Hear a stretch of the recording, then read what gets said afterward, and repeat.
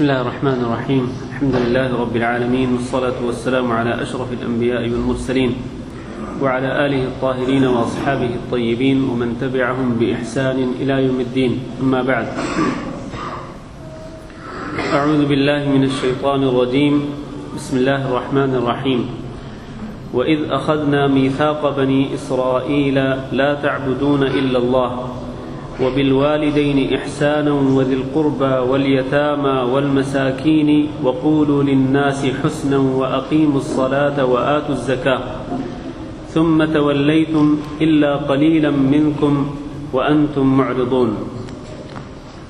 وإذ أخذنا ميثاقكم لا تسفكون دماءكم ولا تخرجون أنفسكم من دياركم ثم أقررتم وأنتم تشهدون ثم أنتم هؤلاء تقتلون أنفسكم وتخرجون فريقا منكم من ديارهم تظاهرون عليهم بالإثم والعدوان وإن يأتوكم أسارى تفادوهم وهو محرم عليكم إخراجهم أفتؤمنون ببعض الكتاب وتكفرون ببعض فما جزاء من يفعل ذلك منكم إلا خزي في الحياة الدنيا ويوم القيامة يردون إلى أشد العذاب وما الله بغافل عما تعملون. أولئك الذين اشتروا الحياة الدنيا بالآخرة فلا يخفف عنهم العذاب ولا هم ينصرون.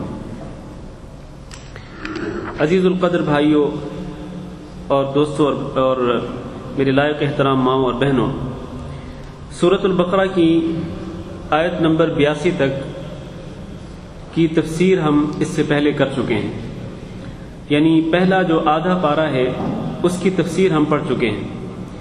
اس کے بعد آیت نمبر 83 سے آج ہم شروع کرتے ہیں. چنانچہ اللہ رب العزت اس آیت کریمہ میں ارشاد فرماتے ہیں وَإِذْ أَخَذْنَا مِيثَاقَ بَنِي إِسْرَائِيل، کہ وہ وقت یاد کرو جب ہم نے بنو اسرائیل سے میثاق لیا، پختہ عہد لیا. میثاق سے مراد پختہ عہد ہے، پختہ وعدہ اور عہد لیا ہم نے بنو اسرائیل سے. اور آپ کو یہ معلوم ہے کہ بنو اسرائیل کن کو کہتے ہیں؟ اسرائیل کن کا لقب تھا؟ حضرت یعقوب بن اسحاق بن ابراہیم علیہ السلام. حضرت یعقوب کا لقب جو ہے وہ اسرائیل تھا. تو ان کی جو اولاد ہے انہیں اللہ رب العزت ان کا ایک وعدہ اور ان کا ایک پختہ عہد یاد دلاتا ہے. یاد کرو جب ہم نے بنو اسرائیل سے ایک پختہ عہد لیا. اس کے بعد پختہ عہد کی تفصیل ہے کہ وہ کن باتوں کا عہد تھا. اور در حقیقت یہ جو عہد ہے یہ 8 امور پر مشتمل ہے. 8 چیزوں کا اور 8 باتوں کا اللہ رب العزت نے بنو اسرائیل سے عہد لیا تھا. لا تعبدون الا اللہ، سب سے پہلی بات کہ تم نے اللہ ہی کی عبادت کرنی ہے. وبالوالدین احسانا، والدین کے ساتھ احسان کرنا ہے. 2 وذی القربى، رشتہ داروں کے ساتھ حسن سلوک کرنا ہے. 3 والیتامى، یتیموں کے ساتھ بھی حسن سلوک کرنا ہے. 4 والمساکین، اور مسکینوں کے ساتھ بھی حسن سلوک کرنا ہے. 5 وقولوا للناس حسنا، اور تم لوگوں کے لیے اچھی بات کہا کرو. 6 واقیموا الصلاۃ، نماز قائم کرو. یہ 7 وآتوا الزکاۃ، اور تم زکوٰۃ ادا کرتے رہو. یہ وہ 8 امور ہیں جن کا پختہ عہد لیا اللہ رب العزت نے بنو اسرائیل سے. اور یہ جو 8 امور ہیں یہ در حقیقت اللہ رب العزت کے ابدی اصول ہیں. شروع سے جب سے اللہ رب العزت نے انسانوں کی پیدائش شروع کی اور زمین پر انسانوں کی آبادی شروع ہوئی، حضرت آدم علیہ السلام کو اللہ تعالیٰ نے نبی بنایا، تو اس وقت سے لے کر آج تک یہ 8 کے 8 اصول چلے آ رہے ہیں. ہاں کیفیت میں، تعداد میں اختلاف ہو سکتا ہے، ورنہ یہ سارے کے سارے اصول پہلے بھی موجود تھے اور یہ قیامت تک رہیں گے بھی. تو انبیاء کی شریعتوں میں اختلاف ہو سکتا ہے لیکن اصولوں میں اختلاف نہیں ہو سکتا ہے. انبیاء کی شریعتوں میں اختلاف ہو سکتا ہے، بعض احکام میں اختلاف ہو سکتا ہے، لیکن جو اصول ہوتے ہیں ان میں اختلاف نہیں ہو سکتا ہے۔ انبیاء تمام کے تمام حضرت آدم علیہ السلام سے لے کر حضرت محمد صلی اللہ علیہ وسلم تک ان تمام انبیاء کے اصول ایک ہی تھے۔ چنانچہ یہ جو پختہ عہد ہے، یہ پختہ عہد انہی 8 اصولوں پر مبنی ہے۔ پہلا اصول کیا ہے؟ لا تعبدون الا اللہ، کہ تم نے اکیلے اللہ رب العزت کی عبادت کرنی ہے۔ لا تعبدون، کسی کی عبادت نہ کرو، الا اللہ، سوائے اللہ تعالیٰ کے۔ جس طرح لا الہ الا اللہ، کہ کوئی الہ نہیں، کوئی معبود نہیں، کوئی عبادت کے لائق نہیں الا اللہ، سوائے اللہ تعالیٰ کے۔ اس میں حصر پایا جاتا ہے کہ اللہ تعالیٰ ہی عبادت کے لائق ہے، اللہ تعالیٰ ہی معبود برحق ہے، اللہ تعالیٰ ہی الہ ہے، اس کے سوا کوئی الہ نہیں، کوئی معبود نہیں، کوئی عبادت کے لائق نہیں۔ بالکل یہی اسلوب اللہ رب العزت نے یہاں قرآن مجید میں ارشاد فرمایا ہے، اور اس کے علاوہ دیگر بہت سارے مقامات پر یہی اسلوب اللہ تعالیٰ نے اختیار فرمایا ہے۔ لا تعبدون الا اللہ، عبادت نہیں کرو الا اللہ، سوائے اللہ تعالیٰ کے، یعنی اللہ تعالیٰ کے لیے ہی عبادت کرو، اس کے سوا کسی کی عبادت نہ کرو۔ عبادت کس کو کہتے ہیں؟ لفظ عبادت کا مفہوم کیا ہے؟ لفظ عبادت کا مفہوم ہے بندگی کرنا اور عاجزی اور انکساری کا اظہار کرنا۔ بندگی کرنا، عاجزی اور انکساری کا اور ذلت کا اظہار کرنا، تواضع کا اظہار کرنا اور عاجزی کا اظہار کرنا، یہ عبادت کے لفظ میں یہ ساری چیزیں شامل ہیں۔ اور یہ جتنی بھی چیزیں ہیں، ان تمام چیزوں کے ساتھ لفظ عبادت جو ہے وہ صرف اللہ کے لیے ہی روا ہے، اس کے سوا کسی کے لیے روا نہیں ہے، لہذا کسی کی بندگی نہیں ہو سکتی۔ جس طرح لوگ کہتے ہیں نا، او جی ہم تو آپ کے غلام ہیں۔ غلام آپ کسی کے نہیں ہیں، ہم اگر غلام ہیں تو صرف اللہ تعالیٰ کے ہیں۔ یہ غلامی اور یہ بندگی صرف اللہ کے لیے روا ہے، اللہ کے سوا کسی کے لیے نہیں ہے۔ لا تعبدون الا اللہ کے مفہوم میں یہی بات شامل ہے، لا الہ الا اللہ میں یہی چیز شامل ہے کہ آپ بندگی کریں، غلامی کریں اور عاجزی اور انکساری کے اظہار کریں تو صرف اور صرف اللہ رب العزت کے سامنے کریں۔ ذلت اپنے آپ کو ذلیل کر کے اگر ظاہر کرنا ہو تو صرف اللہ کے سامنے ہی اپنے آپ کو انسان جھکا سکتا ہے، اللہ کے سامنے سجدہ ریز ہو سکتا ہے، اللہ کے سامنے رکوع اور سجدہ کر سکتا ہے، اور اللہ کے سامنے ہی عاجزی، انکساری اور ہر قسم کی ذلت کا اظہار انسان اللہ تعالیٰ کے سامنے ہی کر سکتا ہے، اس کے سوا کسی کے سامنے نہیں کر سکتا ہے۔ اسی لیے یہ مفہوم میں نے تھوڑا سا کھول کے اس لیے بیان کیا ہے کہ آج کل آپ بہت سارے لوگوں کو دیکھتے ہوں گے، جس طرح میں نے پہلے کہا زبانی طور پر اس طرح کہتے ہیں کہ ہم تو آپ کے غلام ہیں، اور دوسرا عملی طور پر بھی بہت سارے لوگ اپنے وڈیروں کے سامنے، اپنے چودھریوں کے سامنے، اپنے جاگیرداروں کے سامنے، اپنے باس کے سامنے جناب ان کے سامنے جھک جاتے ہیں اور ان کے قدموں میں پڑ جاتے ہیں، رکوع اور سجدہ کرتے ہیں ان کے سامنے۔ تو اس قسم کی جو بندگی ہوتی ہے، اس قسم کی جو ذلت اور یہ عاجزی اور انکساری ہوتی ہے، یہ صرف اور صرف اللہ کے لیے روا ہے، اللہ کے سوا کسی کے لیے روا نہیں ہے۔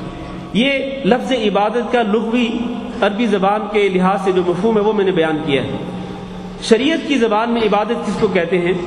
شریعت کی زبان میں عبادت اس کو کہتے ہیں کہ ہر وہ قول اور ہر وہ عمل جس سے اللہ رب العزت راضی ہوتا ہو، جس سے اللہ رب العزت کا تقرب حاصل ہوتا ہو، ہر وہ قول اور ہر وہ عمل، یعنی قول سے مراد زبانی بات ہے، زبانی کلام ہے، ہر وہ قول اور ہر وہ عمل جو زبان کے علاوہ باقی تمام اعضاء سے ظاہر ہوتا ہے، یہ سارے کے سارے اقوال اور سارے کے سارے افعال ایسے ہوں جو کہ اللہ رب العزت کی رضا کا سبب بننے والے ہوں، اللہ رب العزت کا تقرب دلانے والے ہوں، اللہ کے قریب کرنے والے ہوں، یعنی ایسے اقوال اور ایسے افعال کے جن کے ذریعے اللہ کا تقرب حاصل ہو سکتا ہو، اللہ کی خوشنودی حاصل ہو سکتی ہو، ان تمام اقوال و افعال کو عبادت کہتے ہیں، ان تمام اقوال و افعال کو عبادت کہتے ہیں۔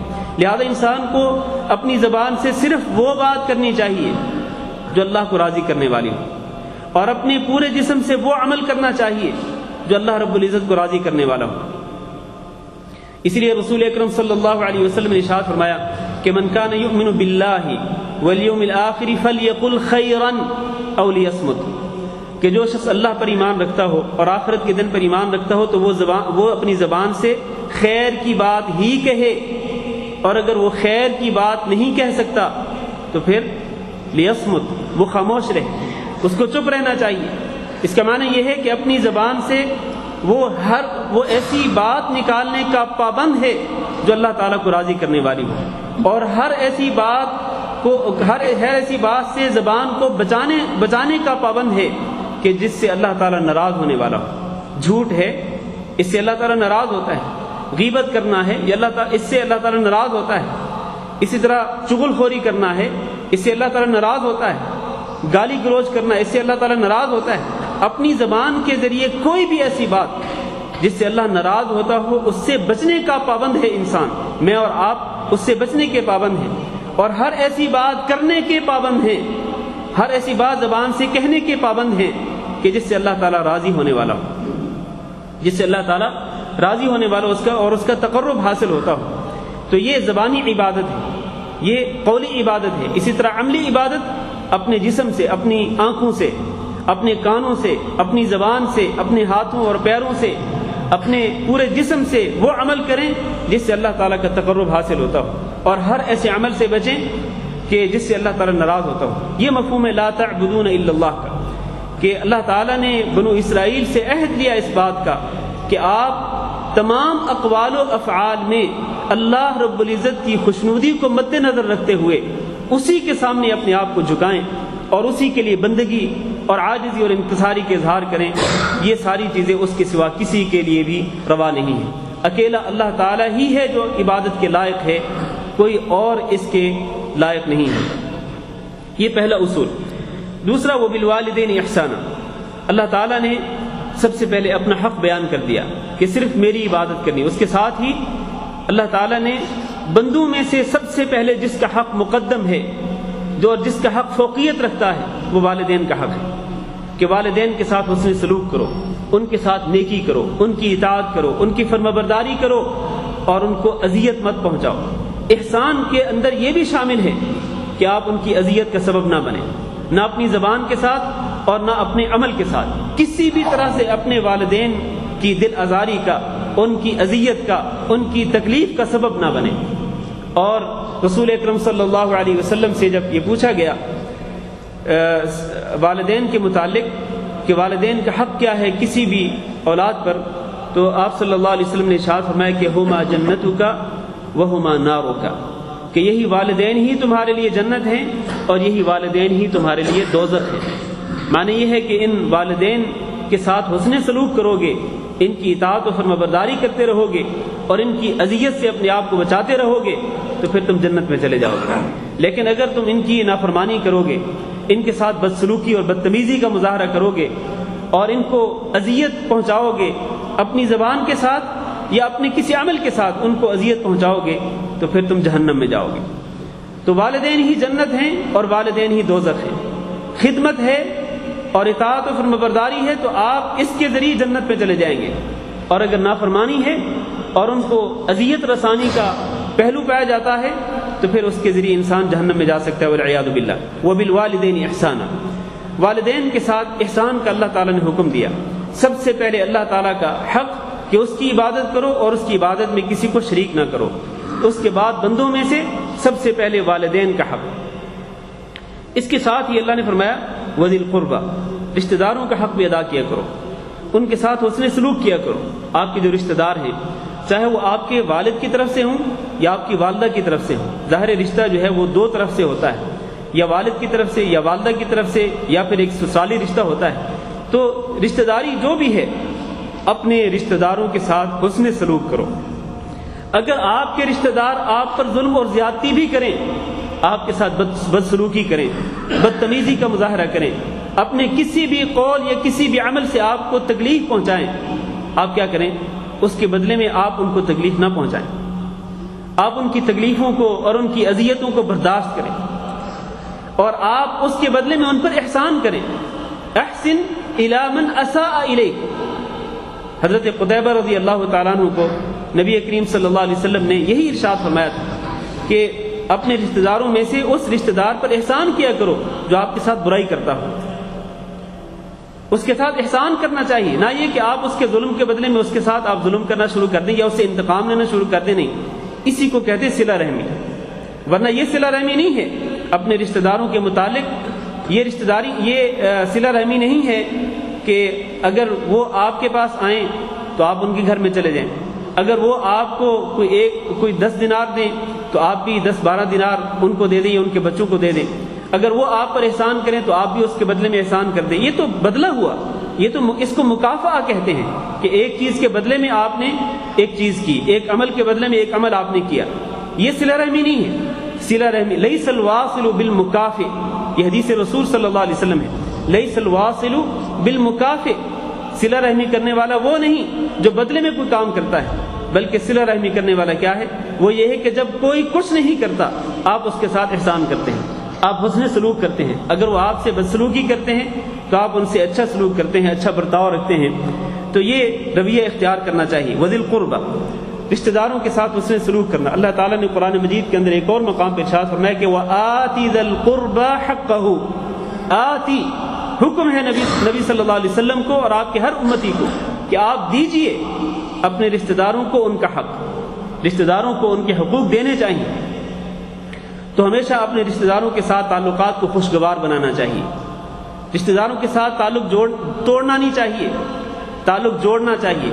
ورنہ یہ بات یاد رکھیں کہ جو شخص بغیر کسی شرعی عذر کے اپنے رشتہ داروں کے ساتھ تعلقات کو توڑتا ہے، تعلقات جوڑتا نہیں، خوشگوار بنانے کی بجائے ناخوشگوار بناتا ہے تعلقات اپنے رشتہ داروں کے ساتھ، تو پھر اس شخص کو یہ بات یاد رکھنی چاہیے کہ اللہ رب العزت نے وعدہ کر رکھا ہے رحم کے ساتھ، اللہ نے رحم کے ساتھ وعدہ کر رکھا ہے کہ اس رحم کو جو شخص جوڑے گا اللہ اس کو اپنی رحمت کے ساتھ جوڑے گا، اور جو شخص اس رحم کو توڑے گا یعنی رشتہ داروں کے ساتھ بدسلوکی کرے گا اللہ تعالیٰ اس کو اپنی رحمت سے کاٹ دے گا، اس کو اپنی رحمت سے دور کر دے گا۔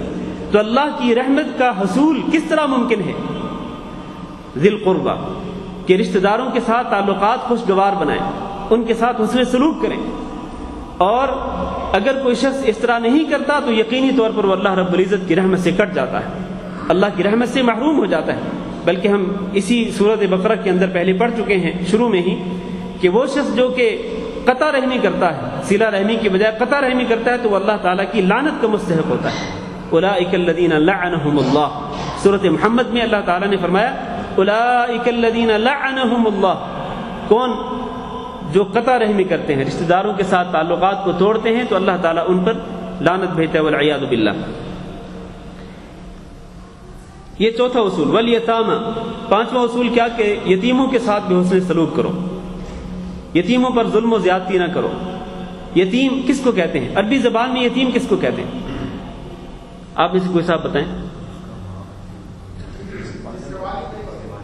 جس کا باپ فوت ہو جائے، ہاں، بچہ جو ہے وہ نابالغ ہو، بچہ نابالغ ہو اور اس کا باپ فوت ہو جائے وہ یتیم ہوتا ہے۔ ورنہ اگر آپ میں سے کوئی صاحب جو ہیں، کوئی صاحب یہ کہیں کہ جی میں بھی یتیم ہوں کیونکہ میرے والد بھی فوت ہو چکے ہیں، تو آپ کو یتیم نہیں سمجھا جائے گا، کیونکہ آپ بالغ ہیں ماشاءاللہ، اور آپ میں سے بہت سارے لوگ صاحب اولاد ہوں گے۔ تو نابالغ بچہ جو ہوتا ہے بلوغت سے پہلے جس کا باپ فوت ہو جائے اس کو یتیم کہتے ہیں۔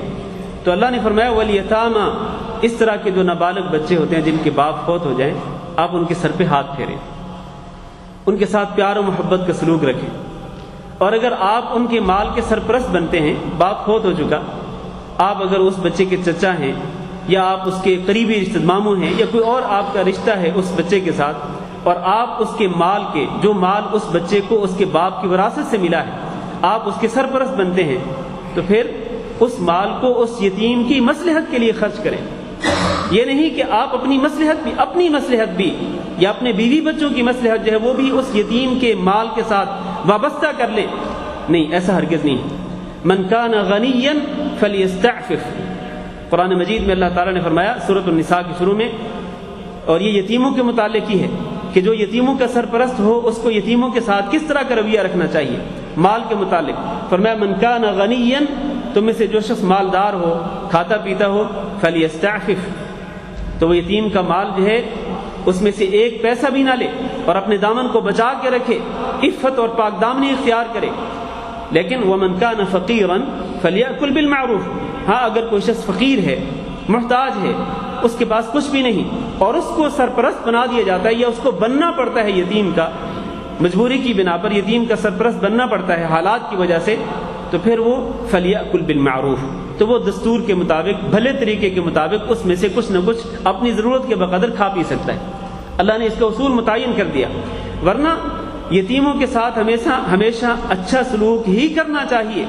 اور اگر کوئی شخص یتیم کا سرپرست ہونے کے بعد یتیم کے مال میں سے ایک پیسہ بھی ناجائز طور پر اگر کھاتا ہے تو وہ یقین کر لے کہ وہ اپنے پیٹ میں جہنم کی آگ کو بھر رہا ہے، والعیاذ باللہ، جہنم کی آگ کے انگاروں کو اور شعلوں کو بھر رہا ہے وہ اپنے پیٹ کے اندر، لہذا اس سے بچنا چاہیے۔ رسول اکرم صلی اللہ علیہ وسلم نے فرمایا انا وکافل الیتیم کہاتین، میں اور یتیم کی کفالت کرنے والا کیسے ہیں؟ کہاتین، ان دو انگلیوں کی طرح۔ اور آپ نے اشارہ کیا یہ انگشت شہادت اور درمیان والی انگلی کے ساتھ، دو انگلیوں کے ساتھ اشارہ کر کے آپ نے فرمایا کہ میں اور یتیم کا کافل ہم دونوں اس طرح سے ہوں گے۔ کہاں پر؟ جنت میں۔ جنت میں اس طرح ہم ایک ساتھ جنت میں داخل ہوں گے۔ تو اس میں بڑی فضیلت ہے یتیموں کے ساتھ حسن سلوک کی۔ اس کے بعد فرمایا والمساکین، مسکینوں کا بھی خیال رکھا کرو۔ یہ پانچواں اصول، پانچواں والمساکین، کہ آپ مسکینوں کے ساتھ بھی احسان کیا کریں اور ان سے حسن سلوک کیا کریں۔ مسکین کس کو کہتے ہیں؟ دو لفظ آتے ہیں قرآن مجید کے اندر، فقیر اور مسکین۔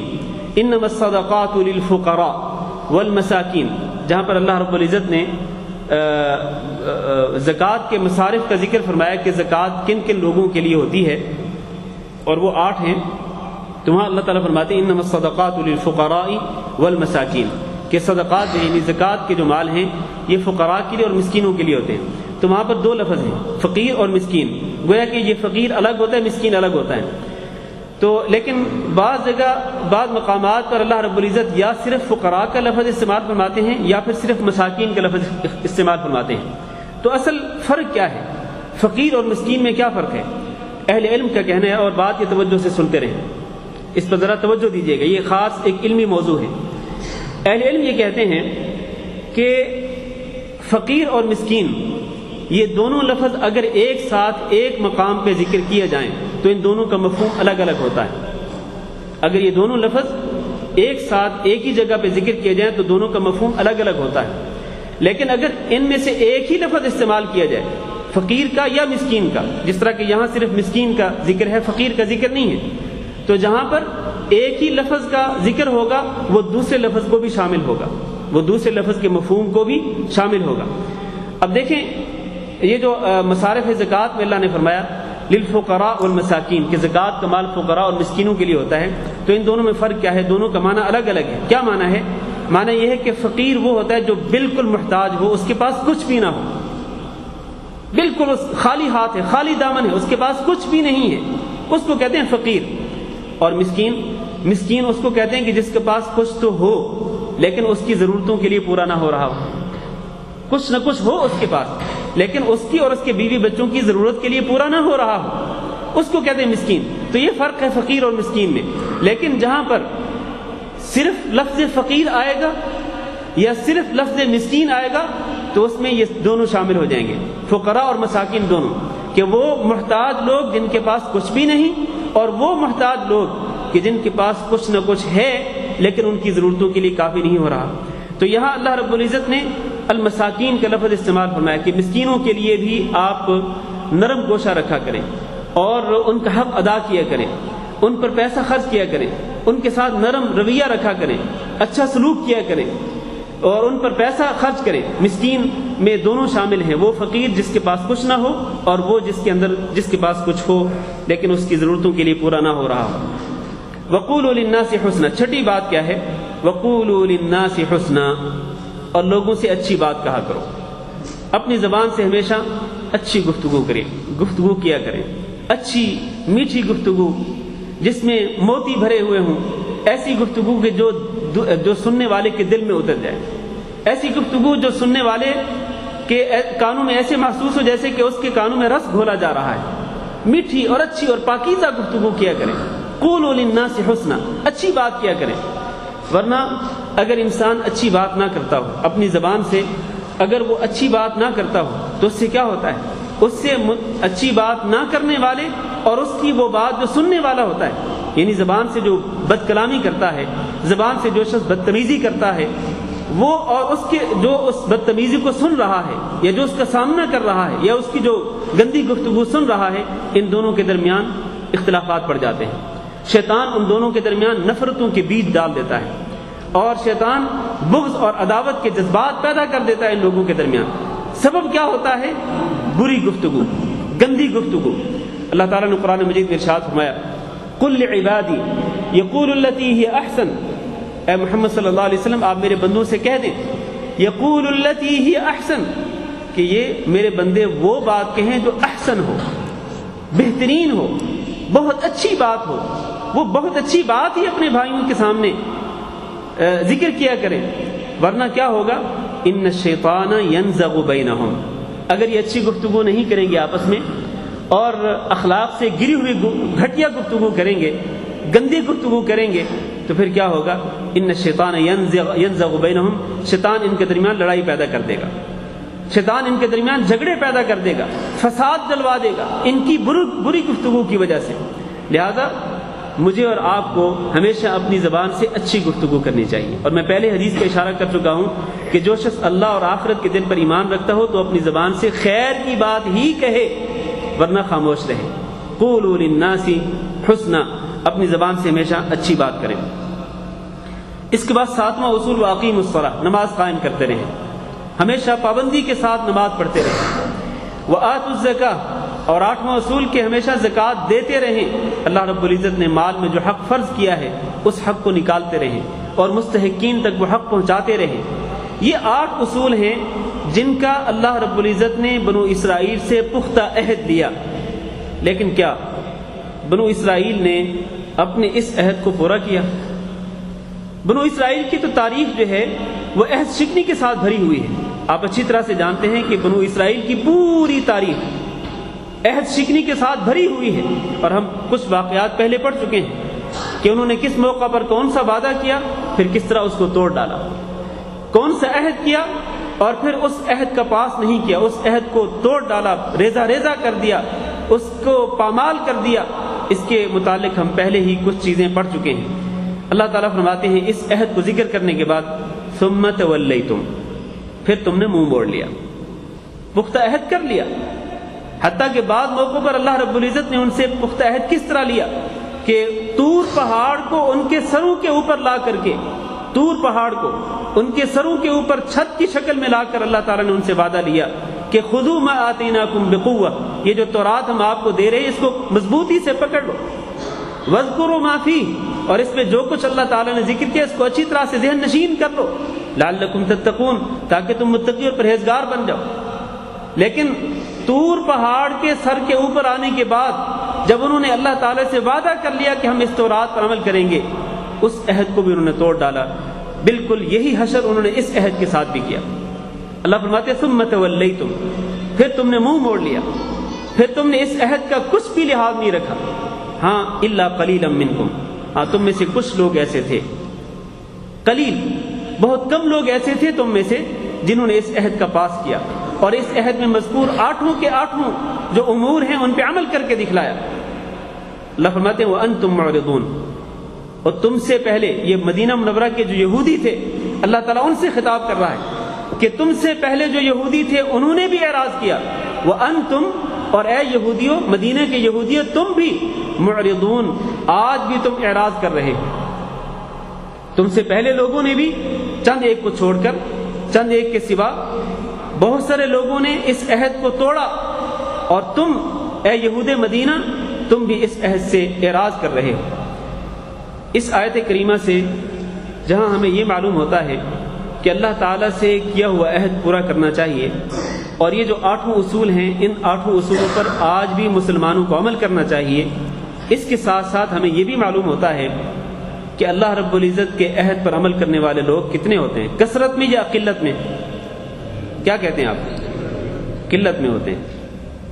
اللہ کے عہد پر عمل کرنے والے اور اللہ سے کیے ہوئے وعدے کو پورا کرنے والے لوگ، راہ راست پر چلنے والے لوگ، صراط مستقیم پر گامزن جو لوگ ہوتے ہیں وہ کم ہوتے ہیں تعداد میں، وہ قلیل تعداد میں ہوتے ہیں، وہ کثیر تعداد میں نہیں ہوتے ہیں۔ اس لیے جو لوگ آج اپنی زیادہ تعداد کو دلیل بناتے ہوئے کہتے ہیں کہ ہم تو سواد اعظم ہیں، ہم بہت بڑی جماعت ہیں، لہذا ہم ہی حق پر ہیں، اور یہ جو لوگ جو کہ اپنی تعداد کے لحاظ سے قلیل ہیں یہ باطل پر ہیں اور ہم حق پر ہیں، یہ ان کی دلیل درست نہیں ہے۔ ایک تو یہ آیت کریمہ دلیل ہے اس بات کی کہ قلت ہی اللہ کے عہد کا پاس کرتی ہے، کثرت اللہ کے عہد کا پاس نہیں کرتی، ایک تو یہ دلیل ہے۔ اس کے علاوہ اللہ تعالیٰ قرآن مجید میں فرماتے ہیں وَمَا يُؤْمِنُ أَكْثَرُهُمْ بِاللَّهِ إِلَّا وَهُمْ مُشْرِكُونَ وَمَا يُؤْمِنُ أَكْثَرُهُمْ بِاللَّهِ إِلَّا وَهُمْ مُشْرِكُونَ، ان میں سے اکثر لوگ جو اللہ پر ایمان لانے کا دعویٰ کرتے ہیں، اللہ پر ایمان لانے کا دعویٰ کرتے ہوئے بھی وہ مشرک ہوتے ہیں۔ کون؟ اکثریت کی بات ہو رہی ہے یا اقلیت کی بات ہو رہی ہے؟ اکثریت کی بات ہو رہی ہے۔ وَمَا يُؤْمِنُ أَكْثَرُهُمْ بِاللَّهِ، ان میں سے اکثریت جو ہے وہ اللہ پر ایمان لانے کا دعویٰ کرنے کے ساتھ ساتھ وہ شرک کرتی ہے۔ اسی طرح اللہ نے فرمایا وَإِن تُطِعْ أَكْثَرَ مَن فِي الْأَرْضِ يُضِلُّوكَ عَن سَبِيلِ اللَّهِ، اگر آپ اے محمد صلی اللہ علیہ وسلم زمین میں جو زیادہ تر لوگ ہیں اگر آپ ان کی اطاعت کرنا شروع کر دیں، اکثریت کے پیچھے چلنا شروع کر دیں، یضلوک عن سبیل اللہ، تو یہ اللہ کے راستے سے آپ کو گمراہ کر دیں گے۔ اس کا معنی یہ ہے کہ اکثریت بھٹکی ہوئی ہوتی ہے، اکثریت گمراہ ہوتی ہے، لہذا اکثریت کو اور سواد اعظم کو دلیل نہیں بنایا جا سکتا ہے۔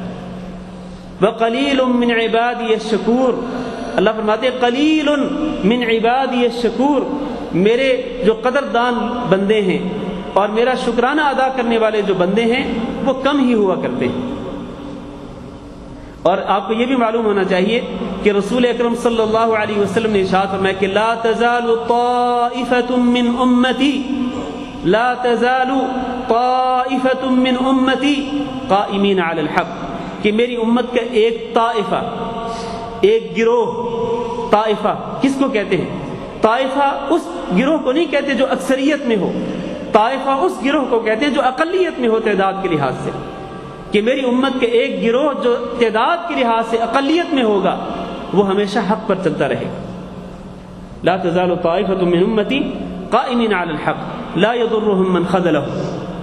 المہم یہ ہے کہ اس آیت کریمہ سے ہمیں جو بات معلوم ہوتی ہے وہ یہ ہے کہ اللہ تعالیٰ سے کیا ہوا جو عہد ہے اس کو پورا کرنا چاہیے، اور اللہ تعالیٰ سے کیا ہوا عہد جو ہے اس کو توڑنا نہیں چاہیے، اس کے تقدس کو پامال نہیں کرنا چاہیے۔ اس کے بعد اللہ تعالیٰ فرماتے ہیں وَإِذْ أَخَذْنَا مِيثَاقَكُمْ لَا تَسْفِكُونَ دِمَاءَكُمْ۔ یہ جو اگلی دو آیات ہیں، ان دو آیات کی تفسیر ذکر کرنے سے پہلے میں تھوڑا سا پس منظر ذکر کرنا چاہتا ہوں، ذرا بات توجہ سے سنتے رہیں تاکہ تفسیر آپ کو اچھی طرح سے سمجھ آ جائے۔ مدینہ منورہ میں نبی کریم صلی اللہ علیہ وسلم کی آمد سے پہلے دو قسم کے لوگ رہتے تھے، ایک تو مشرکین عرب تھے اور دوسرے یہود تھے۔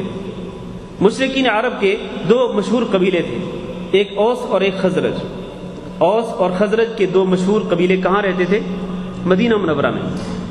اور یہود مدینہ میں تین گروہ تھے یا ان کے تین قبیلے تھے، ایک کا نام تھا بنو نذیر، دوسرے کا نام تھا بنو قریظہ اور تیسرے کا نام تھا بنو قینقاع۔ یہ تین قبیلے آباد تھے مدینہ منورہ میں یہودیوں کے۔ پھر یہ جو یہودیوں کے قبیلے تھے انہوں نے ان مشرکین عرب کے قبائل کے ساتھ تحالف کیا ہوا تھا، یہ ان کے حلیف تھے۔ چنانچہ بنو نذیر جو تھے یہ اوس قبیلے کے حلیف تھے، اور جو بنو قریظہ اور بنو قینقاع تھے وہ خزرج قبیلے کے حلیف تھے۔ اور ان یہودیوں کی ایک بہت پرانی عادت ہے اور وہ عادت آج بھی ہے۔ یہ لوگ کیا کرتے تھے؟ یہود مدینہ یہ مشرکین عرب کے ان دونوں قبیلوں کو آپس میں لڑایا کرتے تھے، اوس اور خزرج کو آپس میں لڑایا کرتے تھے، اور حتیٰ کہ اس قدر شدید سازشیں کیا کرتے تھے کہ ان کے درمیان سالہ سال تک جنگیں چلتی تھیں، سالہ سال تک، یعنی جنگیں شروع ہوتی تو پھر ختم ہونے کا نام ہی نہیں لیتی تھی ان یہودیوں کی سازش کی وجہ سے۔ اچھا، ایک تو یہ لڑاتے تھے، دوسرا کیا کرتے تھے؟ دوسرا یہ کرتے تھے، یہ سمجھتے تھے اپنے آپ کو کہ ہمارے پاس چونکہ تورات ہے تورات کا علم ہے ہمارے پاس، تو ہم فوقیت رکھتے ہیں ان مشرکین عرب پر، اور یہ کہتے تھے کہ یہ عرب جو ہیں یہ تو بدو ہیں، یہ تو اجڑ قوم ہے، یہ تو ان پڑھ لوگ ہیں، اور اپنے آپ کو صاحب علم کہتے تھے کہ ہمارے پاس تورات کا علم ہے، لہذا اپنے آپ کو فوقیت دیتے تھے ہمیشہ مشرکین عرب پر۔ اور اس کے ساتھ ساتھ وہ کیا کرتے تھے، چونکہ ان کے پاس علم بھی تھا، ان کے پاس مال بھی تھا، اور یہ عرب لوگ یہ تو بالکل غریب لوگ تھے، مسکین لوگ تھے، ان کے پاس مال تھا، تو مال کے ساتھ ساتھ یہ لوگ اپنے پاس ہتھیار بھی رکھا کرتے تھے، جنگی ہتھیار رکھا کرتے تھے۔ چنانچہ یہ سازش کیا کرتے تھے کہ اوس اور خزرج کو آپس میں لڑا کر پھر ان کو جنگی ہتھیار بیچا کرتے تھے، جنگی ہتھیار انہی لوگوں کو بیچا کرتے تھے۔ اس طرح سے ایک تو ان کی جو فوقیت تھی وہ قائم رہتی، فوقیت ان کی قائم رہتی، کیونکہ فوقیت تبھی ان کی قائم رہ سکتی تھی کہ جو ان کے بالمقابل تھے وہ آپس میں دست و گریباں رہتے۔ آج بھی سیاست کا یہی اصول ہے، آپ جانتے ہیں کہ آپ اپنی مخالف جماعتوں کے اندر تفرقہ ڈال دیں، مخالف جماعتوں کو آپس میں لڑا دیں اور پھر سیاست کرتے رہیں، ملک پر حکومت کرتے رہیں۔ یہی سیاست کا آج بلکہ منافقانہ سیاست کا یہ اصول ہے جس پر آج بہت سے ملکوں میں عمل ہو رہا ہے۔ تو یہ یہودی جو تھے یہ ان مشرکین عرب کے قبائل کو آپس میں لڑا کر ایک تو اپنی فوقیت رکھتے تھے، اپنے آپ کو ان کے اوپر رکھتے تھے، اور دوسرا تجارت بھی کرتے تھے ہتھیاروں کے ذریعے۔ اور آج کے یہودی بھی یہی کر رہے ہیں، آج کے یہودی بھی یہی عمل کر رہے ہیں کہ آج مسلمانوں نے ہی مسلمان ملکوں کو ایک دوسرے سے لڑا دیتے ہیں، کوئی چنگاری بھڑکا کر، جنگ کی چنگاری بھڑکا کر، یا یہ دعویٰ کر کے کہ اس ملک کے اندر خوفناک اور خطرناک قسم کے ہتھیار پائے جاتے ہیں، پھر اس ملک کی خود مختاری اور اس کی آزادی کو پامال کرتے ہوئے چپے چپے کی تلاشی لیتے ہیں، خطرناک ہتھیاروں کو تلاش کیا جاتا ہے، کچھ بھی نہیں ملتا، لیکن پھر بھی UN کے جھنڈے تلے پھر اس ملک کے اوپر چڑھائی کر دیتے ہیں اور اس پر جنگ مسلط کر دیتے ہیں، اور پھر اس کی اینٹ سے اینٹ بجا دیتے ہیں۔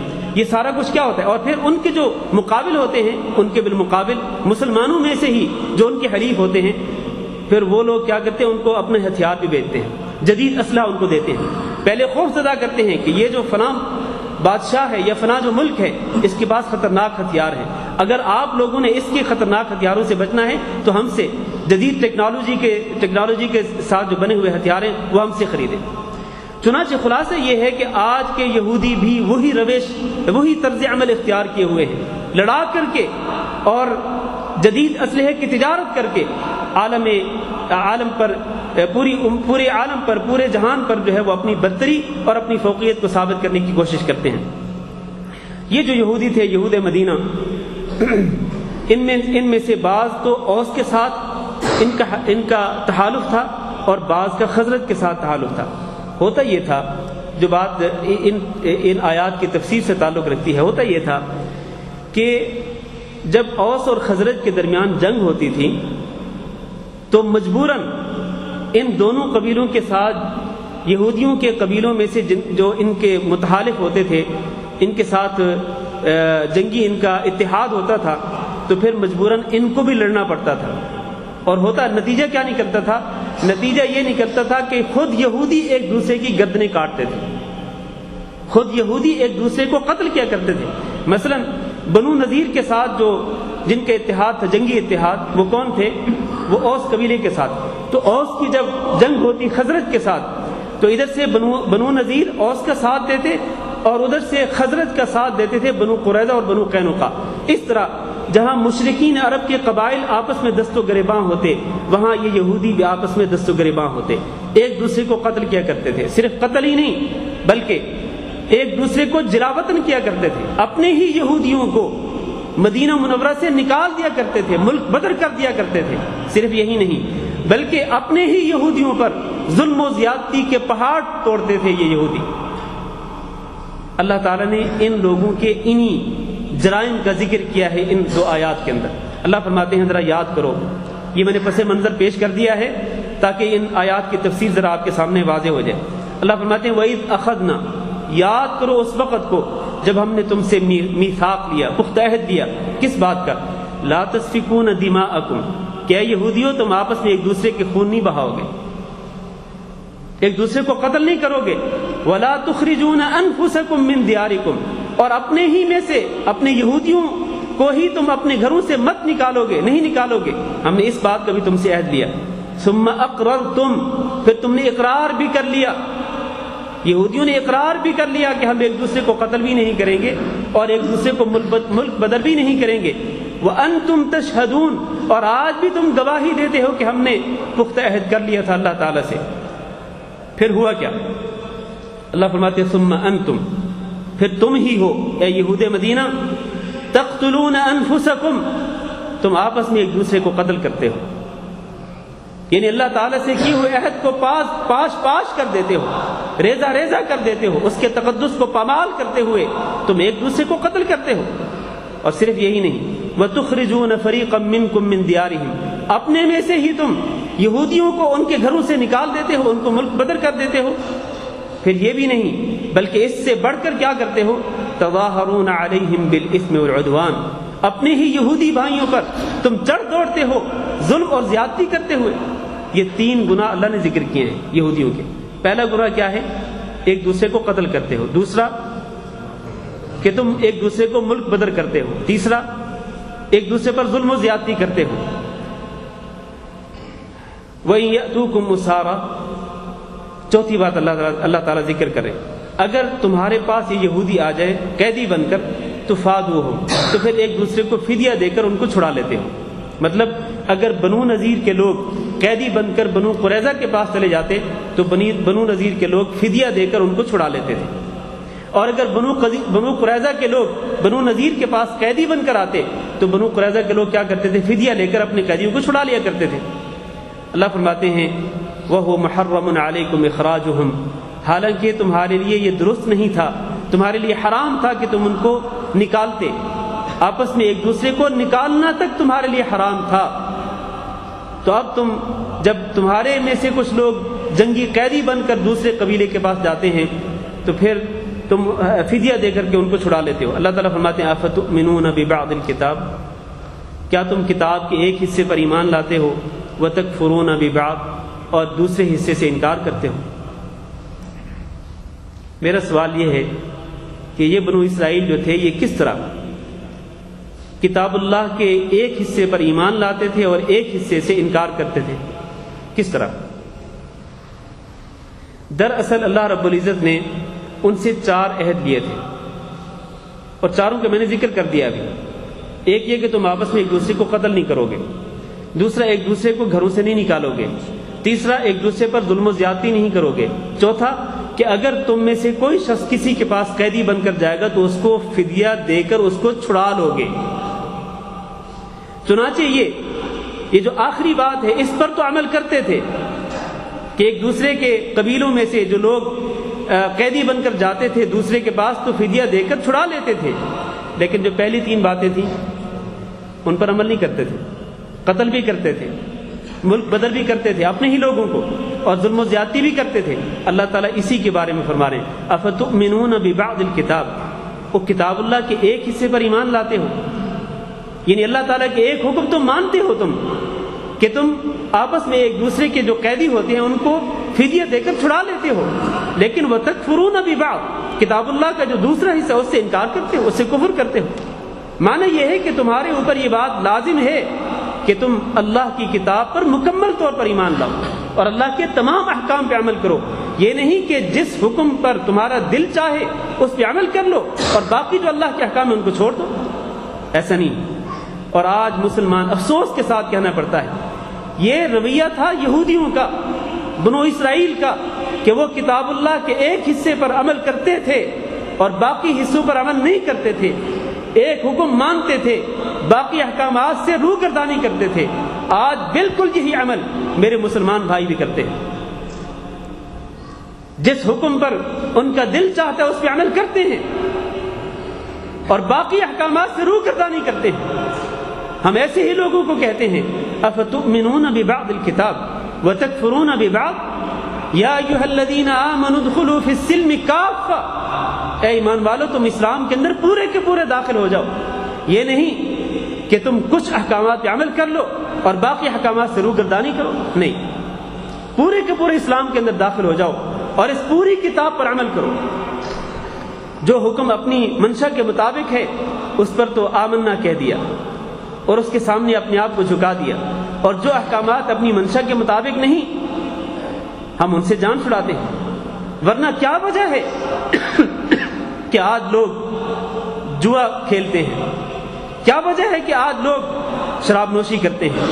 کیا وجہ ہے کہ آج لوگ دیدہ دانستہ پوری دلیری کے ساتھ، جسارت کے ساتھ سودی لین دین کرتے ہیں؟ کیا ان کو پتہ نہیں ہے کہ اللہ تعالیٰ نے قرآن مجید کے اندر یہ ساری چیزیں حرام کر دی ہیں؟ شراب نوشی بھی حرام ہے اور سودی لین دین بھی حرام ہے، اور باقی جو چیزیں میں نے ذکر کی ہیں، جوا وغیرہ حرام ہے، یہ معلوم ہے، لیکن دل نہیں مانتا۔ جن چیزوں کو دل مانتا ہے ان پہ عمل کرتے ہیں، اور جن چیزوں کو دل نہیں مانتا ان پہ عمل نہیں کرتے ہیں۔ ایسے لوگوں کی جزا کیا ہونی چاہیے؟ سنیے، میں اسی بات پر اپنا درس ختم کرتا ہوں۔ اللہ تعالیٰ فرماتے ہیں فما جزاء من يفعل ذلك منكم، تم میں سے جو بھی اس طرح کرتا ہے اس کی جزا کیا ہو، اس کی سزا کیا ہونی چاہیے؟ اللہ فرماتے ہیں الا خزي في الحیات الدنیا، دنیا کے اندر رسوائی اور ذلت، ویوم القیامت یردون الى اشد العذاب، اور قیامت کے دن اس طرح کا عمل کرنے والے جو لوگ ہیں، کتاب اللہ کے ایک حصے پر ایمان رکھنے والے اور باقی حصوں سے انکار کرنے والے جو لوگ ہیں، اللہ فرماتے ہیں ان کو قیامت کے دن شدید ترین عذاب کے اندر مبتلا کیا جائے گا۔ دنیا کے اندر ذلت اور رسوائی، آپ دیکھیں یہ جو یہودی تھے بنو نذیر اور بنو قریظہ، ان کو دنیا کے اندر کس ذلت اور رسوائی کا سامنا کرنا پڑا؟ ان کے اس عہد شکنی کی وجہ سے کہ بنو نذیر جو تھے ان کو اہل مدینہ نے یعنی مسلمانوں نے ان کو جلاوطن کر دیا تھا، اور اللہ تعالیٰ نے پوری سورت نازل کر دی ان کے بارے میں، سورۃ الحشر۔ هو الذي أخرج الذين كفروا من أهل الكتاب من ديارهم لأول الحشر ما ظننتم أن يخرجوا وظنوا أنهم مانعتهم حصونهم من الله فأتاهم الله من حيث لم يحتسبوا۔ اللہ کا عذاب ایسی جگہ سے آیا جہاں سے ان کو وہم و گمان بھی نہ تھا۔ بنو نذیر اس طرح ذلیل و خوار کر کے ان کو مدینہ سے نکال دیا گیا، اور بنو قریظہ کے کیا حشر ہوا؟ بنو قریظہ نے جب اللہ تعالیٰ کے اس عہد کو توڑا، انجام کیا نکلا؟ انجام یہ نکلا کہ جنگ احزاب کے بعد مدینہ کے مسلمانوں نے ان کے قلعوں کا محاصرہ کر لیا تھا، اور آخر کار وہ لوگ ان لوگوں نے ہتھیار پھینکنے پر آمادگی ظاہر کر دی، لیکن مسلمانوں کی شروط پر، اپنی شروط پر نہیں۔ پھر مسلمانوں نے ان کے ساتھ کیا سلوک کیا تھا؟ خزرج قبیلے کے جو سردار تھے حضرت سعد بن معاذ رضی اللہ تعالیٰ عنہ، انہوں نے یہ فیصلہ صادر کیا تھا کہ ان بنو قریظہ کے جو مرد ہیں ان کو تہہ تیغ کر دیا جائے، ان کی گردنیں اڑا دی جائیں، اور ان کی جو عورتیں ہیں اور ان کے جو بچے ہیں ان کو قیدی بنا لیا جائے۔ آپ بتلائیے اس سے بڑی ذلت اور رسوائی کیا ہو سکتی ہے؟ دنیا کے اندر ہی ان لوگوں نے ذلت اور رسوائی کا سامنا کیا اپنی اس عہد شکنی کی وجہ سے۔ اور میرے بھائیوں، اگر یہودیوں نے اس ذلت اور رسوائی کا سامنا کیا دنیا کے اندر، تو آج مسلمانوں میں سے وہ مسلمان جو انہی یہودیوں کے طرز عمل کو اختیار کیے ہوئے ہیں کہ منشا کے مطابق اللہ کے بعض احکامات پہ عمل کر لیتے ہیں اور باقی احکامات سے روگردانی کرتے ہیں، تو کیا یہ ذلت اور رسوائی جو ہے جس کا سامنا یہود مدینہ کو کرنا پڑا تھا، آج کیا مسلمانوں کو اس ذلت اور رسوائی کا سامنا نہیں ہے؟ آج مسلمانوں پر ذلت اور رسوائی کے بادل چھائے ہوئے ہیں بری طرح سے۔ کیوں ذلیل ہیں؟ مسلمانوں کی قوم آج سب سے زیادہ ذلیل قوم سمجھی جاتی ہے۔ کیوں؟ ان کی اپنی بدعملی کی وجہ سے، اور اللہ تعالیٰ سے عہد شکنی کی وجہ سے۔ جو عہد مسلمانوں نے اللہ تعالیٰ سے کر رکھا ہے، اس عہد کو توڑنے کی وجہ سے، اس عہد کے تقدس کو پامال کرنے کی وجہ سے دنیا کے اندر ذلت و رسوائی آج چھائی ہوئی ہے، اور قیامت کے دن کا عذاب تو اس سے زیادہ سخت ہے، والعیاذ باللہ۔ اللہ فرماتے ہیں وَمَا اللَّهُ بِغَافِلٍ عَمَّا تَعْمَلُونَ، اور لوگو اللہ تعالیٰ تمہارے اعمال سے غافل نہیں ہے۔ تم جو کچھ بھی کرتے ہو اللہ تعالیٰ تمہارے اعمال سے باخبر ہے۔ کچھ بھی کرتے رہو تم، اللہ تعالیٰ اس سے ناواقف نہیں ہو سکتا ہے۔ سب کچھ اللہ تعالیٰ کے ریکارڈ میں ہے، اللہ تعالیٰ تمہارے اعمال کو نوٹ کرا رہا ہے۔ اِنَّا كُنَّا نَسْتَنسِخُ مَا كُنْتُمْ تَعْمَلُونَ، تم جو کچھ بھی کرتے تھے اللہ فرماتے ہیں ہم تمہارے اعمال کو نوٹ کیا کرتے تھے۔ هَذَا كِتَابُنَا يَنطِقُ عَلَيْكُمْ بِالْحَقِّ، قیامت کے دن یہی تمہاری کتاب ہی تمہارے خلاف گواہی دے گی، جس کتاب کے اندر تمہارے اعمال لکھے ہوئے ہیں۔ تو آج مسلمانوں نے جو طرز عمل اختیار کر رکھا ہے، میں نے پہلے بھی کہا تھا کہ ہم یہ بنو اسرائیل کے واقعات کو پڑھ کر خاموشی سے نہ گزر جائیں، بلکہ کچھ سیکھیں ہم اور اپنے آپ کی اصلاح کرنے کی کوشش کریں۔ جس طرح ان لوگوں نے عہد شکنی کر کے وہ لوگ اللہ تعالیٰ کی طرف سے ذلت اور رسوائی کے مستحق ٹھہرے اور اللہ کے غضب کے مستحق ٹھہرے، بالکل آج مسلمان اگر یہی طرز عمل اختیار کریں گے تو پھر ان کو بھی یہی ذلت و رسوائی جو ہے اس کا سامنا کرنا پڑے گا، والعیاذ باللہ۔ اللہ تعالیٰ سے دعا کرتے ہیں کہ اللہ رب العزت ہم سب کو اپنی اصلاح کی توفیق دے، اللہ رب العزت مسلمانوں کو اپنی اصلاح کرنے کی توفیق دے، اور اللہ رب العزت ہمارے گناہوں پر ہم سے درگزر فرمائے۔ اللہ ہمیں اپنے دین حنیف پر قائم و دائم رہنے کی توفیق دے۔ استغفر اللہ لی و لکم انہ هو الغفور الرحیم۔ کسی بھائی کا کوئی سوال ہو تو کر سکتے ہیں۔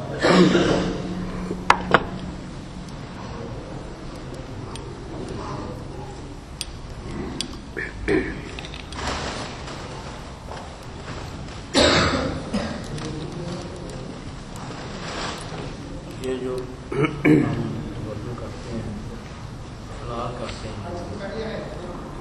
جی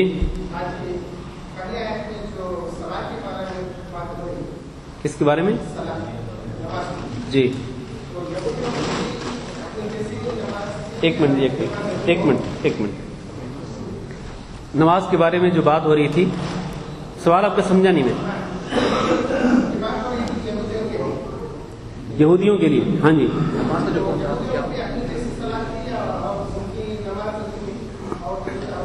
جی بالکل، یقینی طور پر نماز کا جو طریقہ کار تھا ان کے لیے مختلف تھا، اور نمازوں کی تعداد بھی مختلف تھی۔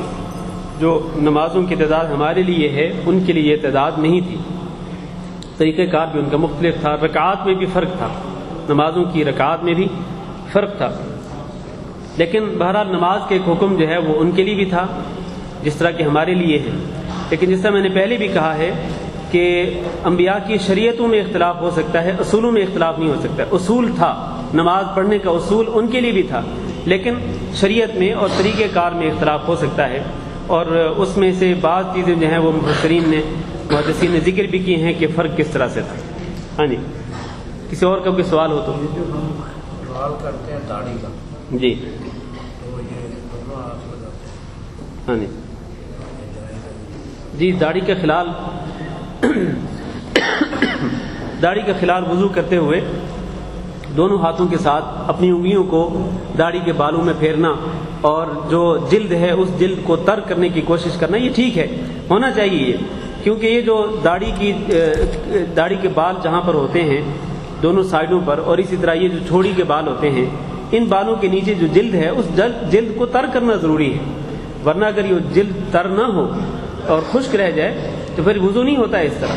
لہذا کوشش یہ کرنی چاہیے کہ پانی آپ چلو بھر کے آپ ایک دائیں طرف بھی بائیں طرف بھی، اور اسی طرح نیچے والی جو سائڈ ہے جو چھوڑی ہے چلو بھر کے آپ پانی پہنچانے کی کوشش کریں، اپنی جلد جو ہے چہرے کی اس کو تر کرنے کی کوشش کریں۔ لیکن اگر کسی کی داڑھی بہت زیادہ ہو، کسی کی داڑھی اگر بہت زیادہ لمبی ہو، بہت گھنی ہو، تو پھر وہ انگلیوں کا خلال کر کے اس طرح انگلیوں کو بھگو کر وہ انگلیوں کے ساتھ اپنی داڑھی کا خلال کر کے اپنے جلد کو تر کر سکتا ہے اور اپنے بالوں کو بھی تر کر سکتا ہے۔ اس کے باوجود بھی اگر کوئی جگہ خشک رہ جائے، اس نے کوشش پوری کی لیکن اگر کوئی جگہ خشک رہ جاتی ہے تو پھر اس میں کوئی حرج نہیں، واللہ اعلم۔ ہاں جی قضاء عمری جو ہے، قضاء عمری کا ہمارے دین کے اندر کوئی ثبوت نہیں ہے، اس کی کوئی حیثیت بھی نہیں ہے۔ قضاء عمری کس کو کہتے ہیں؟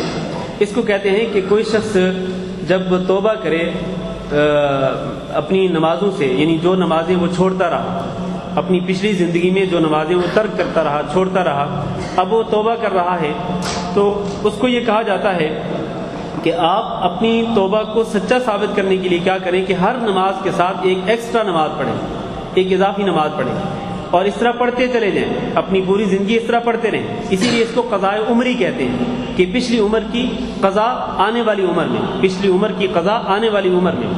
تو اس طرح وہ ہر نماز کے ساتھ ایک ایکسٹرا نماز پڑھتے ہیں، اور اس کی کوئی حیثیت نہیں، اس کا کوئی ثبوت بھی نہیں ہے۔ ہونا یہ چاہیے کہ جب آپ نے توبہ کر لی، اللہ تعالیٰ سے معافی مانگ لی، تو اگر آپ نے سچے دل کے ساتھ توبہ کی ہے، توبۃ النصوح کی ہے، تو پھر اللہ تعالیٰ آپ کے پچھلے تمام گناہوں کو معاف کر دے گا۔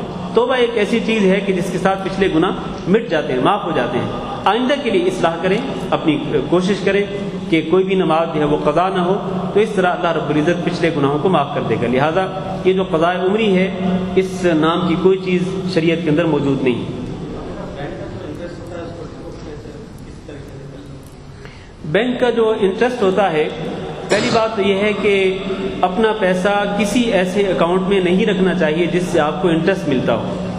ایسے کسی بھی اکاؤنٹ میں پیسہ نہیں رکھنا چاہیے کہ جس سے آپ کو انٹرسٹ ملتا ہو، یعنی آپ کو پروفٹ یا سود ملتا ہو، تو ایسے کسی اکاؤنٹ میں آپ پیسہ رکھنا درست نہیں ہے۔ لیکن اگر آپ کی مجبوری ہے کہ آپ کسی غیر اسلامی ملک میں رہتے ہوں اور وہاں پر آپ کو ایسا کوئی اکاؤنٹ نہ ملتا ہو، ایسا کوئی بینک نہیں ملتا جس میں بلا سود بینکاری ہوتی ہو، اگر آپ کی مجبوری ہے تو پھر آپ اپنے پیسے کی سیفٹی کے لیے، اپنے مال کو، اپنے سرمایہ کو محفوظ کرنے کے لیے کسی ایسے اکاؤنٹ میں رکھ سکتے ہیں اپنے پیسے کو، لیکن شرط یہ ہے کہ آپ کو اس پیسے پر جو سود مل رہا ہے آپ وہ وصول نہ کریں، کیونکہ اللہ تعالیٰ نے فرمایا ہے یا ایھا الذین آمنوا اتقوا اللہ، اے ایمان والو اللہ تعالیٰ سے ڈرتے رہو، وذروا اور چھوڑ دو کس چیز کو، ما بقی من الربا، سود میں سے جو باقی ہے اس کو چھوڑ دو، ان کنتم مؤمنین، اگر تم ایمان والے ہو تو اللہ تعالیٰ نے سود کو چھوڑنے کا حکم دیا ہے، سود کی وصولی سے منع فرمایا ہے، لہذا سودی پیسہ جو ہے اس کو وصول ہی نہیں کرنا چاہیے۔ لیکن ہمارے بعض بھائی جو کہ ہندوستان سے ہیں وہ یہ کہتے ہیں کہ اگر ہندوستان میں مسلمان اپنا سودی پیسہ، یعنی جو سودی پیسہ ان کو بینک سے ملنے والا ہوتا ہے، اگر وہ اسی بینک میں اس کو چھوڑ دیں تو ہندو کیا کرتے ہیں کہ یا ہندو حکومت کیا کرتی ہے کہ اسی سودی پیسے کو لے کر وہ مسلمانوں کے خلاف استعمال کرتے ہیں۔ اگر تو واقعتاً ایسا ہوتا ہے تو پھر وہ پیسہ وصول کر لینا چاہیے، اگر اس طرح کی کوئی صورتحال ہو تو پھر وہ پیسہ وصول کر لینا چاہیے، لیکن وہ پیسہ جو ہے وہ اپنی ذاتی ضروریات میں اور اپنے بیوی بچوں کی ضروریات میں صرف نہیں کرنا چاہیے۔ کیوں؟ اس لیے کہ وہ حرام کا پیسہ ہے، اور حرام کا پیسہ جو ہے وہ اپنی ذات کے لیے، اپنے بیوی بچوں کے لیے خرچ نہیں کیا جا سکتا ہے۔ تاہم جو رفاہی کام ہوتے ہیں، مثلا ایسے کام کہ جن سے عام مسلمانوں کو فائدہ پہنچ سکتا ہے، مثلا آپ کسی جگہ پہ کوئی گلی بنوا دیں، سڑک پختہ کروا دیں، یا مثلا آپ کوئی مسافر خانہ بنوا دیں، یا یہ واش روم بنوا دیں، کسی جگہ پہ ضرورت ہے حمامات کی اور باتھ روم وغیرہ کی ضرورت ہے، آپ وہ بنوا دیں، تو اس طرح کے جو رفاہی کام ہوتے ہیں، ایسے کام جن سے عام مسلمانوں کو فائدہ پہنچ سکتا ہے، جن میں وہ پیسہ کسی شخص کی ذات پر خرچ نہیں ہوتا، ٹھیک ہے نا، وہ پیسہ کسی شخص کی ذات پر خرچ نہیں ہوگا، بلکہ آپ نے ایک رفاہی چیز بنوا دی، آپ نے کوئی ایسا کام کر دیا کہ اس سے عام لوگ فائدہ اٹھا سکیں گے، پیسہ نہیں ان کے ہاتھ میں جائے گا، تو اس میں کوئی حرج نہیں ہے۔ اس طرح کے رفاہی کاموں میں وہ سود کا پیسہ جو ہے وہ خرچ کیا جا سکتا ہے۔ ایک اس کی شکل یہ ہے کہ اگر آپ نے فرض کریں آپ نے بینک سے انٹرسٹ وصول کر لیا، اور آپ کا ہی کوئی دوسرا بھائی ہے جس نے بینک سے سود پر قرضہ لے رکھا ہے، ٹھیک ہے، اب فرض کریں اس نے 10 لاکھ روپے لیے ہیں اور اس پر سود سمیت جو اس کو ادائیگی کرنی ہے وہ ہیں فرض کریں 12 لاکھ دینے ہیں، اس پر 12 لاکھ کا بوجھ ہے، 10 لاکھ تو اس نے لیے ہیں اور 2 لاکھ اضافی جو ہیں وہ سود کے پیسے ہیں، یہ ایک بہت بڑا بوجھ ہے 2 لاکھ روپے کا، 2 لاکھ روپے کا۔ تو آپ کیا کریں کہ جو آپ نے جو انٹرسٹ کا پیسہ وصول کیا ہے بینک سے، آپ ان پیسوں میں سے 2 لاکھ روپے اس کو دے دیں، ٹھیک ہے، تاکہ وہ سود کے بوجھ سے آزاد ہو جائے، تو سود کی جو رقم ہے وہ سود میں ہی چلی جائے گی، سود کا پیسہ سود میں ہی خرچ ہو جائے گا، تو اس میں کوئی حرج نہیں ہے۔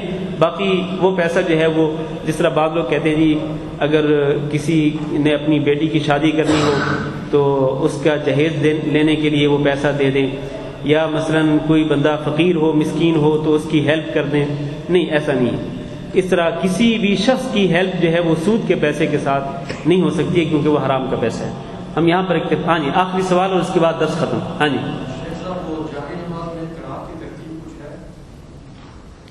جہری نمازوں میں قرات کی ترتیب مطلب کتنی قرات کرنی چاہیے؟ سورتوں کی ترتیب، ہاں جی، دیکھیں جہری نمازیں ہوں یا سری نمازیں ہوں، بہتر یہ ہے کہ آپ تمام نمازوں میں جب قرات کریں تو ترتیب کے مطابق کریں، مطلب پہلی رکعت میں آپ نے جو سورت پڑھی، دوسری رکعت میں جو سورت آپ نے پڑھنی ہے وہ اس کے بعد ہو، اس سے پہلے نہ ہو، ہونا یہی چاہیے، کیونکہ قرآن مجید کی صورتوں کی ایک ترتیب ہے، لہذا آپ اسی ترتیب کے مطابق پہلی رکعت میں پہلی سورت پڑھیں، ترتیب کے لحاظ سے جو پہلے آ رہی ہے اور دوسری رکعت میں جو اس کے بعد آ رہی ہے وہ پڑھیں آپ، چاہے نماز جہری ہو یا سری ہو۔ لیکن اگر کبھی ایسا ہو جائے کہ آپ پہلی رکعت میں وہ صورت پڑھیں جو بعد میں آ رہی ہے اور دوسری رکعت میں وہ صورت پڑھیں جو پہلے آ رہی ہے، تو اس میں بھی کوئی حرج نہیں ہے، اس میں بھی شرعی طور پر کوئی قباحت نہیں ہے، اس لیے کہ رسول اکرم صلی اللہ علیہ وسلم سے اس طرح پڑھنا ثابت ہے۔ اس طرح پڑھنا آپ نے تہجد کی نماز میں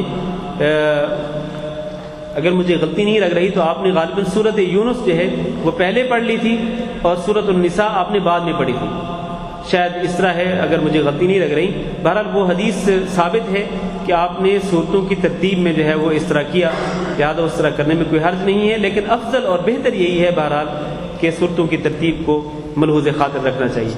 ایک سوال ہے، کسی نے پوچھنے کے لیے کہا ہے کہ جن کے ماں باپ مر چکے ہیں، باپ مر چکا ہے، دادا زندہ ہے، دادا کا ایک بیٹا اور زندہ ہے، اس کا بھائی زندہ ہے، تو اس کے بیٹے کو اس کی وراثت سے کچھ ملے گا یا اس کے بھائی کا ہی سب کچھ ہو گیا؟ یہ سوال بڑا اہم ہے کہ کیا دادا بھی اس کا بعد میں فوت ہو چکا ہے، صرف چاچا ہی بچا ہے اور چاچا کے پاس ساری دولت ہے، تو کیا اس کے دوسرے بڑے بھائی کے بیٹے کو کچھ ملے گا یا سارا حصہ چاچا کا ہو گیا؟ کسی نے مجھے پوچھنے بولا ہے خاص کر۔ سوال شاید آپ نے سمجھا ہو یا نہ سمجھا ہو، سوال یہ ہے کہ ایک شخص کی اولاد ہے اور پھر اس کی اولاد کی اولاد ہے، ایک شخص ہے اس کی اولاد ہے، اس کی اولاد کی اولاد یعنی وہ دادا ہے، اور اس کی اولاد میں سے کوئی بیٹا فوت ہو جاتا ہے، دو ہی بھائی ہیں، ہاں جی، دادا کے باپ کے دو ہی بیٹے ہیں، ٹھیک ہے، ایک بیٹا پہلے فوت ہو جاتا ہے، ایک بیٹا زندہ ہے، ٹھیک ہے، اب دادا بھی زندہ ہے لیکن بعد میں دادا انتقال ہو جاتا ہے، تو وہ جو دولت ہے وہ صرف ایک چاچا کو ہی چاہیے۔ ٹھیک ہے، بات سمجھ گیا ہوں کہ دو بیٹے ہیں، کسی شخص کے دو بیٹے ہیں اور ان میں سے ایک جو ہے وہ اس کی زندگی میں مر جاتا ہے، ان میں سے ایک اس کی زندگی میں مر جاتا ہے، یہ جو مرنے والا ہے اس کی اولاد بھی موجود ہے، اس کی اولاد بھی موجود ہے۔ اب جب یہ دادا فوت ہوگا تو کیا دادے کی وراثت اور اس کی جائیداد میں سے اس کے پوتے کو کچھ ملے گا یا نہیں، یہ سوال ہے؟ ہاں جی، تو اس کا جواب یہ ہے کہ پوتے کو دادے کی جائیداد میں سے اور اس کی وراثت میں سے کچھ بھی نہیں ملتا۔ اگر اس کا اپنا ایک بیٹا موجود ہے، اگر اس کی اولاد موجود اپنی اس کی اولاد موجود ہے، آپ نے کہا کہ اس کے ایک بھائی جو ہے وہ زندہ ہے، مرنے والے کا بھائی زندہ ہے، ہاں جی، اگر مرنے والے کا بھائی زندہ ہے تو وہ اپنے باپ کی پوری جائیداد کا مالک ہوگا۔ اگر اس کی ماں ہے، مطلب مرنے والے کی جو دادے کی جو بیوی ہے، اس کی دادی یعنی اگر وہ ہے زندہ ہے تو اس کو حصہ ملے گا، اور جو اولاد اگر اس کی بہنیں ہیں تو ان کو بھی حصہ ملے گا۔ لیکن اگر اولاد نہیں ہے، کوئی بھی زندہ نہیں، صرف پوتے ہی موجود ہیں، یعنی مرنے والا جو دادا ہے اس کی اولاد میں سے کوئی بھی زندہ نہیں ہے، صرف اور صرف اس کے پوتے موجود ہیں، تو پھر ظاہر ہے کہ پوتے اپنے دادا کی جائیداد کے وارث بن جائیں گے۔ لیکن چونکہ اس وقت اس کا یہ جو یتیم بچے ہیں ان کا چچا زندہ ہے، لہذا اس چچے کو ہی ملے گا، اس کو کچھ بھی نہیں ملے گا۔ البتہ اس میں یہ کرنا چاہیے، دادے کو یہ چاہیے کہ وہ مرنے سے پہلے وہ وصیت کر جائے کہ دیکھو اپنے بیٹے کو یا اپنی اولاد کو سامنے بٹھا کر کے دیکھو یہ جو میرا پوتا ہے یتیم ہے، یہ اس کا باپ فوت ہو چکا ہے، میرا بیٹا فوت ہو چکا ہے، تو تم اس طرح کرنا کہ میری جائیداد میں سے اتنا حصہ اس کو دے دینا، اور اس کی جو مقدار ہے وہ 1/3 سے 1/3 سے زیادہ نہیں ہونی چاہیے۔ یہ وصیت ہے، یہ وصیت کے متعلق یہ اصول ہے کہ وصیت 1/3 سے زیادہ نہیں ہونی چاہیے، 1/3 سے کم ہونی چاہیے، تو 1/3 تک کر سکتا ہے وہ وصیت کہ یہ تیسرا حصہ جو ہے میری جائیداد کا یہ میرے پوتوں کو دے دیا جائے، تو اس طرح وہ وصیت کے مطابق تو وارث بن سکتے ہیں، وصیت کے مطابق، ورنہ وصیت نہیں ہے تو پھر وارث نہیں بن سکتے ہیں۔ ہاں ایک دوسرا پہلو یہ ہے کہ جو چچا ہے جو وراثت لے رہا ہے، اگر وہ اخلاقی طور پر وہ یہ محسوس کرے کہ یہ میرے بھائی کے بیٹے ہیں اور یتیم ہیں تو میں اپنے باپ کی جائیداد میں سے کچھ حصہ ان کو بھی دے دوں، اخلاقی طور پر تو وہ ٹھیک ہے، دے سکتا ہے وہ، ورنہ شرعی طور پر وہ پوتے جو ہیں وارث نہیں بنتے ہیں۔ جزاکم اللہ خیر۔ سبحانک اللہم و بحمدک، اشہد ان لا الہ الا انت، استغفرک و اتوب الیک۔